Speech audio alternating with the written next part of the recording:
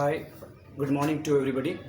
Once again, I am present with my YouTube channel Oxford Gallery Kalgaon, and today in this video, in this video, we will discuss about exercise 52 in the translation series. We use Oxford Current English Translation for every day for a video. Let's start our class. हम लोग अपना class शुरू करते हैं. मैं जो भी चीज़ें अंग्रेजी में बोलता हूँ मैं उसे हिंदी में भी ट्रांसलेट कर देता हूँ, क्योंकि मुझे पता है कि English to Hindi and Hindi to English is very important for you. अगर आपको समझ में नहीं आती है तो मेरे हिंदी वाले शब्दों को आप गौर से ज़रूर सुनें. तो मैं कह रहा था कि हम आज की वीडियो में एक्सरसाइज 52 को एक्सप्लेन करेंगे, समझाएंगे, और इसमें कौन कौन से इस एक्सरसाइज के अंदर में कौन कौन से फैक्ट हैं उसको हम डिस्क्राइब करने की कोशिश करेंगे. तो let's start the analysis of exercise 52. तो हम लोग एक्सरसाइज 52 का विश्लेषण करना शुरू करते हैं. तो once again I would like to tell you, in this exercise we will discuss possessive adjective and possessive pronoun. Once again एक बार फिर से हम लोग इस एक्सरसाइज में पोसेसिव एडजेक्टिव और पोसेसिव प्रोनाउन के बारे में बात करेंगे. ऑलरेडी पिछले कई वीडियोज़ में मैं इसके बारे में चर्चा करता रहा हूँ. पोसेसिव एडजेक्टिव का बहुत अधिक प्रयोग किया है हम लोगों ने, और लास्ट जो एक्सरसाइज 51 था उसमें हमने पोसेसिव प्रोनाउन का प्रयोग किया था. तो मैं एक बार फिर से आपके सामने रख चुका हूँ. मैंने पेन डाउन कर रखा है बोर्ड पर पोसेसिव एडजेक्टिव और पोसेसिव प्रोनाउन को. आप देखना चाहें तो my, our, your, his, her, its और their plus noun, that means possessive adjective. अब हम पोसेसिव प्रोनाउन जो आपके बीच है, mine, ours, yours, his, hers और देयर्स, ये है पोसेसिव प्रोनाउन. इसके हिंदी अर्थ को भी मैंने पेन डाउन करके रखा है बोर्ड पे. मेरा, हमारा, तुम्हारा, उसका, उसकी, इनके और उन लोगों के. दोनों के प्रयोग में सिर्फ एक छोटा सा फर्क है कि हम पोसेसिव एडजेक्टिव का प्रयोग किसी नाउन के साथ करते हैं विद द नाउन, और पोसेसिव प्रोनाउन का प्रयोग नाउन के साथ नहीं होता है. ये इस एक्सरसाइज की मुख्य बातें हैं, और यही मुख्य बातें एक्सरसाइज 51 में थी. आज जो मैंने एक्सरसाइज को सॉल्व किया है, एक्सरसाइज 52 को, मैंने उसे सर्किल के अंदर डाल के रखा है और रेक्टेंगल फेस में रखा है. आप इसे देखेंगे तो मैं इनको जो अलग करके रखा है, इन वाक्यों में पोसेसिव एडजेक्टिव का प्रयोग हुआ है, अर्थात my, our, your, his, her, its और देयर शब्दों का प्रयोग किया गया होगा. ये जो आप कॉलम में देख रहे हैं, इन वाक्यों को, इसको, इसको, इसको, इसको, इसको, इसको, तो आप देखेंगे इसमें पोसेसिव एडजेक्टिव का प्रयोग किया गया है. तो मैं चलिए पहले कॉलम में जो वाक्य हैं उनको मैं आपको पढ़ के दिखाता हूँ. Those were my trees. My possessive adjective है और माई के बाद ट्रीज एक नाउन है, प्लूरल नाउन है. तो आप देखेंगे इसमें भी है. नेक्स्ट सेंटेंस देखते हैं. That was your book. Your क्या है तो पोसेसिव एडजेक्टिव है, और बुक शब्द क्या है, नाउन है. नेक्स्ट सेंटेंस में जाते हैं. Those were your oxen. Oxen का ऑक्स जो है बैल होता है, बैल का बहुवचन ऑक्सेन लिखते हैं, ईएन जोड़कर बहुवचन बनाते हैं. तो योर भी यहाँ पे आप देखते हैं कि ये पोसेसिव एडजेक्टिव है और इसके साथ भी ऑक्सेन नाउन शब्द का प्रयोग किया गया है. अगले सेंटेंस में इसी प्रकार जो मैंने कॉलम के अंदर रखा है उसको देखेंगे. हिज. हिज आप देखें पोसेसिव एडजेक्टिव में है, तो पोसेसिव एडजेक्टिव के साथ बॉल शब्द नाउन जुड़ा हुआ है. एक और सेंटेंस है, अगले सेंटेंस में भी हिज का प्रयोग किया गया और हिज के बाद हॉर्स का प्रयोग किया गया है. तो हिज भी पोसेसिव एडजेक्टिव में है, जो पिछले सेंटेंस में देखे थे. एक और वाक्य है, देखते हैं. This were their elephants. तो देयर शब्द हमें यहाँ मिलता है जो कि पोसेसिव एडजेक्टिव है, और इसके साथ भी नाउन का प्रयोग एलिफेंट्स के रूप में किया गया है. अब हम वन बाय वन सारे ट्रांसलेशन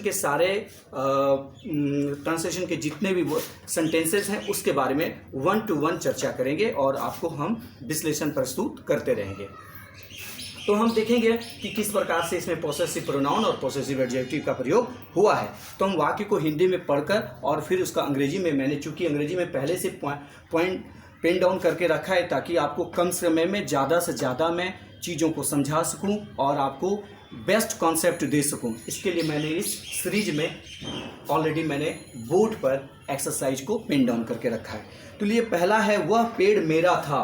वह पेड़, दैट ट्री वाज माइन, मेरा भी, माइन का भी मेरा अर्थ होता है और माई का भी अर्थ मेरा होता है, बट हमने यहाँ पर माइन का प्रयोग किया गया है इसलिए कि हम माइन के बाद हमको कोई, अगर यहाँ पे कोई नाउन छिपा होता तो हम यहाँ पे माई लगाते, लेकिन यहाँ पे इसके बाद हमारे पास कोई नाउन शब्द है नहीं, इसलिए हमने यहाँ पर, चूंकि वह पेड़, तो दैट ट्री हमारा सब्जेक्ट यही बन गया, अब हमारे पास कोई नाउन वाक्य में बचा नहीं, इसलिए हमने यहाँ पे माइन का प्रयोग किया गया है। अगला सेंटेंस को देखते हैं, वे पेड़ मेरे थे। सेम वाक्य है, सिर्फ ये वाक्य सिंगुलर है, ये प्लुरल वाक्य है। Those trees where mine, same sentence है, बस सिंगुलर और प्लुरल का फर्क है। अगले सेंटेंस को हम देखते हैं जिसमें कि पॉसेसिव एडजेक्टिव का प्रयोग किया गया है, वे मेरे पेड़ थे। यह वाक्य वे मेरे पेड़ थे, इसमें वे पेड़ मेरे नहीं है, वे मेरे पेड़ थे। इस बात को समझाने के लिए मैं चाहूँगा कि बीच में रोक कर मैं आपको दो एग्जाम्पल्स के माध्यम से इसको और समझाना चाहूँगा। मैं दो एग्जाम्पल लूँगा और पहला एग्जाम्पल ले रहे हैं, ये मेरे घोड़े हैं, इसका ट्रांसलेशन बना है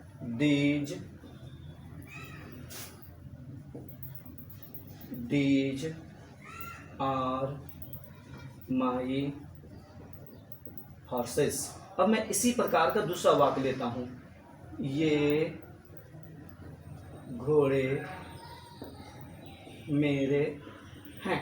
इन दोनों वाक्यों पर हम लोग विचार करते हैं और मुझे उम्मीद है कि आपका भी ध्यान यहाँ पर होगा, क्लास पे होगा और ज़रूर आप इस वीडियो को गौर से देख रहे होंगे। ये मेरे घोड़े हैं, दूसरा वाक्य भी इसी प्रकार से, ये घोड़े मेरे हैं। तो इन दोनों में फर्क, दोनों वाक्य का सेंस एक ही है, लेकिन दोनों वाक्य अलग अलग तरीके से लिखे गए हैं। एक वाक्य में वाक्य का जो सब्जेक्ट है वह ये घोड़े हैं और दूसरे वाक्य में सिर्फ ये हैं।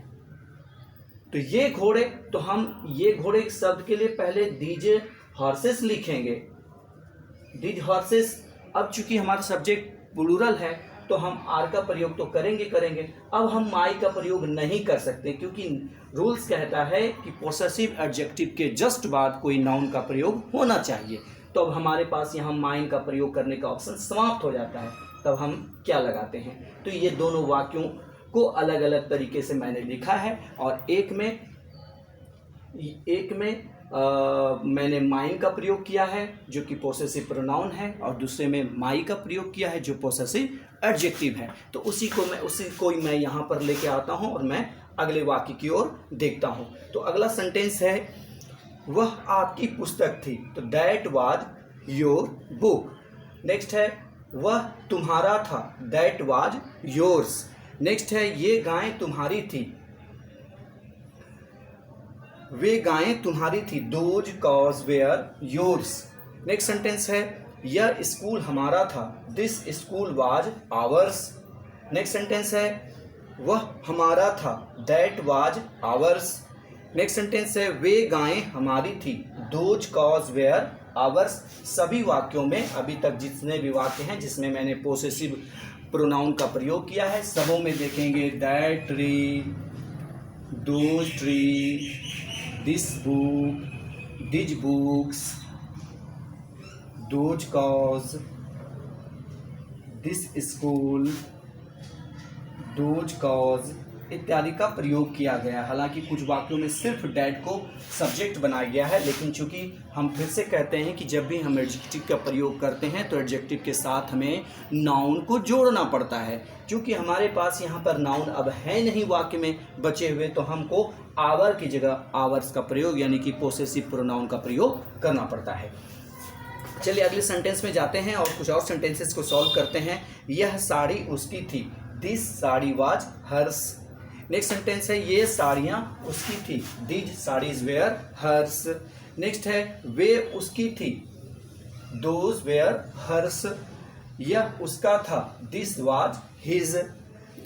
नेक्स्ट है, यह उसका गेंद था, दिस वाज हिज बॉल। यहाँ पे हिज जो है, हिज के बारे में फिर से एक बार बात करना चाहूँगा। हिज जो है पोसेसिव प्रोनाउन में भी है और पोसेसिव एडजेक्टिव में। अगर आप देखेंगे डिस्क्रिप्शन में हमने जो बोर्ड पर लिखा हुआ है पेन डाउन करके रखा है, अगर आप उसको देखेंगे तो हिज का प्रयोग पोसेसिव एडजेक्टिव और पोसेसिव प्रोनाउन में भी हिज है, लेकिन दोनों के प्रयोग में फ़र्क है। तो क्या फ़र्क है, जिसे मैं बार बार चर्चा कर रहा हूँ कि पोसेसिव एडजेक्टिव के साथ नाउन जुड़े रहते हैं, जबकि पोसेसिव प्रोनाउन के साथ नाउन जुड़ा हुआ नहीं रहता, यही फ़र्क है। तो हम पहचान लेते हैं, जैसे आप देखिए हिज है, हिज के साथ नाउन जुड़ा हुआ है, दैट मीन्स हिज यहाँ पे पोसेसिव एडजेक्टिव है। इसके पहले वाला जो वाक्य है इसमें भी हिज है, लेकिन हिज के साथ यहाँ नाउन जुड़ा हुआ नहीं है, यानी कि यह प्रोनाउन है और यह एडजेक्टिव है। दोनों को हमने पहचान लिया और आप भी पहचानना सीख लेंगे। हिज के साथ noun that means possessive adjective, और हिज के साथ अगर नाउन नहीं है तो पोसेसिव प्रोनाउन। चलिए कुछ और सेंटेंसेस बाकी रह गए हैं, उसको भी हम देख लेते हैं। ये गेंद उसके थे, this balls were hers his. अगला सेंटेंस है, वह उसका घोड़ा था, दैट वाज हिज हॉर्स। यहाँ पे हॉर्स होना चाहिए था, दैट वाज हिज हॉर्स। अगले सेंटेंस को देखते हैं, यह उन लोगों का था, this was theirs. Next sentence को देखते हैं, यह उसका गेंद था, सॉरी नेक्स्ट सेंटेंस को देखते हैं, ये उन लोगों के थे, दीज वेयर देयर्स। अगले सेंटेंस में, यह हाथी उन लोगों का था, दिस एलिफेंट वाज देयर्स। ये उन लोगों के हाथी थे, दीज वेयर देयर एलिफेंट्स। ये गाय मेरी होगी, ये वाक्य फ्यूचर टेंस में है, क्योंकि इसमें सेल या विल का प्रयोग जब मिले तो आप समझेंगे वाक्य फ्यूचर टेंस में। This cause will be mine. यह घर उसका होगा, this house will be his. Next sentence है, यह हम लोगों का रहेगा, this will be hours, that will be hours. वह हम लोगों का रहेगा, यह खेत तुम्हारा होगा, दिस फील्ड बी योर्स। तो ये आज के वीडियो में एक्सरसाइज 52 को हम लेके आए थे एक्सरसाइज सीरीज में। एवरीडे मैं आप लोगों के लिए एक वीडियो जो है वो एक्सरसाइज का लेकर आ रहा हूँ। उम्मीद करते हैं कि आपको वीडियोस बहुत पसंद आएगा, और जो भी आपको कमी दिखाई देती है मैं उम्मीद करता हूँ कि आप कमेंट बॉक्स में जाके आप अपना फीडबैक दें, और मेरे में जो भी आपको जो भी चीज़ें समझ में नहीं आती है या फिर आपको एक्सप्लेनेशन में अगर किसी भी प्रकार की प्रॉब्लम हो तो आप अपना फीडबैक अवश्य दें। एंड मैं उम्मीद करता हूं कि कल आप एक्सरसाइज 53 को सॉल्व करके रखेंगे, ताकि नेक्स्ट वीडियो के लिए जब